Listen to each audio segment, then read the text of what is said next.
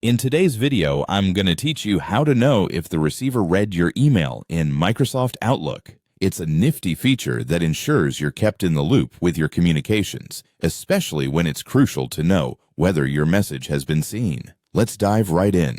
First off, open your preferred web browser and navigate to the Outlook login page. This is the gateway to accessing your emails and managing your communications efficiently. Once you're there, you'll see the Sign In button. Give that a click. This will prompt you to enter your login credentials. So, go ahead and type in your email address and password. Make sure that your login details are accurate to avoid any delays, as incorrect details could result in failed login attempts. After successfully signing in, you're directed straight to the Outlook homepage. This is your main dashboard where you can see your inbox, compose new emails, and explore all of Outlook's features. Now, it's time to craft a new email. Just look for the New Mail button. Clicking on this will open a fresh email draft, ready for your input. With your new email window open, you'll want to turn your attention to the top of the email panel where you'll find the Options tab. This tab grants you access to various settings that can further customize how your emails are sent and received. Click on it,